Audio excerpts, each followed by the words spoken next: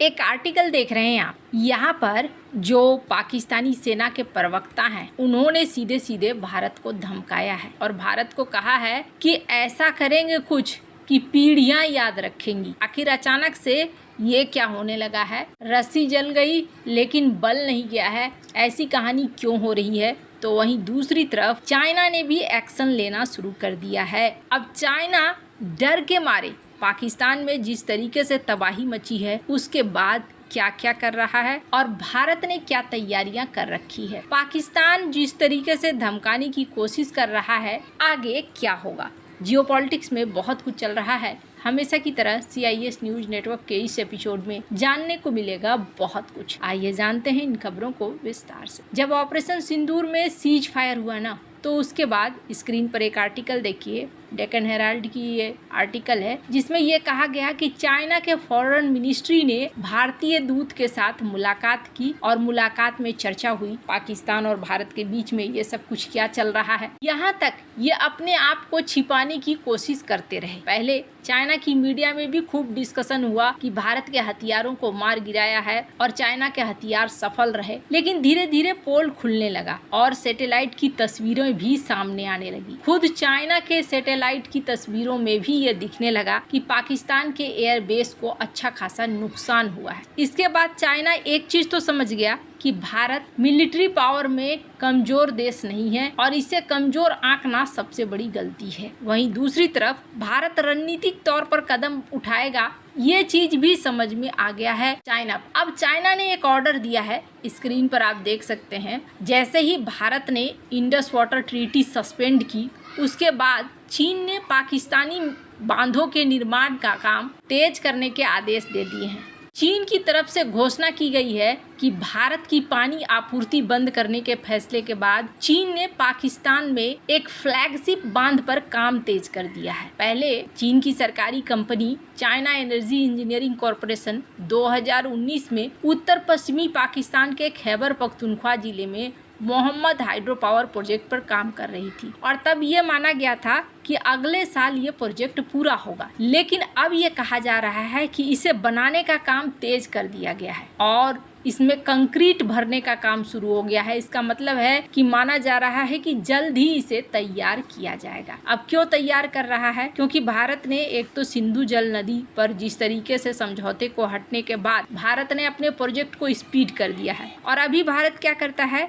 कभी भारत पानी होल्ड करके रखता है, कभी भारत पानी छोड़ देता है। तो इस क्रम में क्या होता है, पाकिस्तान के फसलों को नुकसान भी होता है और जान माल को भी संकट होने लगता है। चाइना ये चीज समझ चुका है कि भविष्य में अगर युद्ध होता है तो भारत के हाथ में एक ऑप्शन ये भी है। ऐसे में चाइना ने तैयारी शुरू कर दी और पाकिस्तान में बांध बनवाना शुरू कर दिया कि अगर भारत पानी छोड़े भी तो बहुत ज्यादा असर न हो। हालांकि ये इतनी तेजी से बन तो रहा है, लेकिन कहीं चाइना के एयर डिफेंस सिस्टम की तरह ना हो जाए। एक बात तो तय है कि पाकिस्तान का पूरा फूड प्रोडक्शन सिस्टम पूरी तरीके से सिंधु नदी पर निर्भर है। साल 2022 में पाकिस्तान भयानक बाढ़ में फंस गया था, लिहाजा उसे फिर से बाढ़ में फंसने का गंभीर खतरा सता रहा है और इससे निपटने के लिए यहाँ पर तेजी से बांध वगैरह बनाने की कोशिश की जा रही है। अब चाइना जो कि पहले कहता था मेरे पैसे पूरे कर दो तब मैं काम करूंगा, उसने यहाँ पर तेजी से एक्शन में आना शुरू कर दिया है। सिर्फ इतना ही नहीं,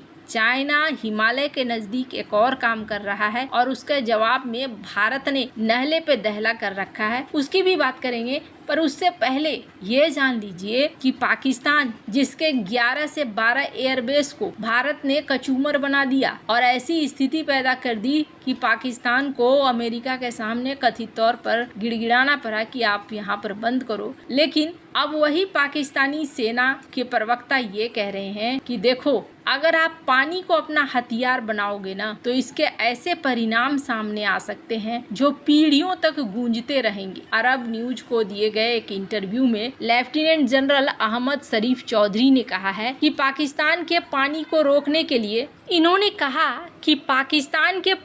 रोकने के लिए भारत द्वारा उठाया गया कोई भी कदम लाल रेखा को पार कर जाएगा। एक बार फिर से ये वैसी ही भाषा का इस्तेमाल करने लगे। अब पीढ़ियों तक ये कैसे सबक सिखाएंगे, एक काम करना बंद कर दिया है और वो ये है कि बार बार जो ये न्यूक्लियर हथियारों की धमकी देते थे, उन शब्दों को अब ये बदल रहे हैं और ये कह रहे हैं कि पीढ़ियों तक सबक सीखना होगा। हालांकि पाकिस्तानी सेना के अधिकारी ने ये भी कहा कि मुझे उम्मीद नहीं है कि ऐसा समय आएगा, लेकिन ये ऐसी कार्रवाई होगी जिसे दुनिया देखेगी और जिसके परिणामों के लिए हम आने वाले सालों तक, दशकों तक लड़ेंगे। कोई भी पाकिस्तान का पानी रोकने की हिम्मत नहीं कर सकता है। पाकिस्तान की सेना की तरफ से एक बार फिर से ये चीजें देखने को मिल रही हैं। हालांकि आपको बता दूं, हाल में भारत के गृह मंत्री अमित शाह ने कहा है कि पाकिस्तान को तय करना है कि उसे आतंकवाद भेजना है या फिर उसे पानी चाहिए। अब इस ट्रीटी के लिए यूके भी भारत को कह रहा है कि आप यहाँ पर बातचीत वगैरह करिए। अब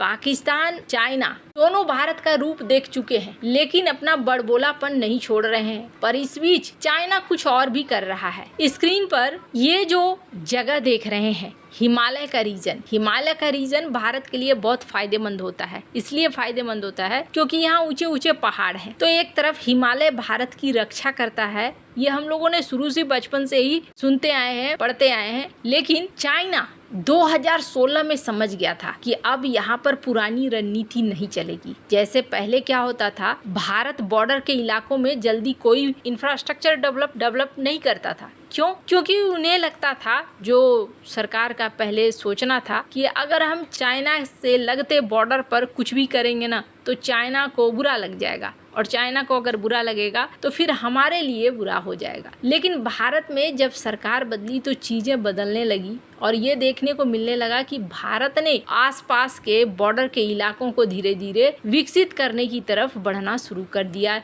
सड़कें वड़कें बनवाना शुरू कर दिया। तो 2016 से ही चाइना भी एक्टिव हो गया और चाइना ने 2016 से लेकर अब तक में बहुत ही तेजी से 6 एयरबेस को बनाया और कहा जा रहा है ये 6 अब एडवांस तरीके से उपकरणों से पाट रहा है चाइना। यारकंद एयरबेस जो चीन ने 2016 में तैयार करना शुरू किया था, लद्दाख के पास है। अब इस बेस को बड़ा किया जा रहा है। यूतियान एयरबेस, इसका निर्माण 2019 में शुरू हुआ था, काराकोरम रेंज के करीब है। यहाँ लंबे रनवे बनाया गया है। टिंगरी एयरबेस, इसको बनाने का काम 2021 में शुरू हुआ था, जो सिक्किम के सामने है। लुहंजे एयरबेस, इसका काम 2021 में शुरू हुआ था और यहाँ अब CH-4 UAV तैनात कर रहा है। बुरांग एयरबेस, इसका काम 2021 में शुरू हुआ था, उत्तराखंड के पास है। ये जो एयरबेस है भारत से करीब LAC से 25 से 150 किलोमीटर के भीतर ही है, मतलब अपनी वायु सेना को तैयार कर रहा है। लेकिन क्या चाइना ने इसके लिए काउंटर बना रखा है? बिल्कुल। भारत ने भी लेह, हासीमारा, तेजपुर, भुज जैसे एयरबेसों को अपग्रेड किया है। इन एयरबेस पर S-400 आकाश नेक्स्ट जनरेशन जैसी एयर डिफेंस सिस्टम को तैनात किया है। राफेल की तैनाती के साथ फ्रंट लाइन फोर्स के प्रोजेक्शन को बढ़ाया गया है। 20 से ज्यादा एयरबेसों में हाई अल्टीट्यूड ऑपरेशन सुविधाएं जोड़ी गई हैं और इंडियन एयरफोर्स ने साफ किया है कि हमारे पास अब मैकेनिज्म है, हम लगातार सतर्क हैं। भारत के डर और प्रतिरोध दोनों को देखते हुए चाइना बहुत तेजी से बॉर्डर के इलाकों को विकसित कर रहा है। वैसे आपको क्या लगता है? इन सब मामले में आपकी क्या राय है? कमेंट कर जरूर बताएं। जल्द मिलते हैं अगली वीडियो में नई खबर के साथ।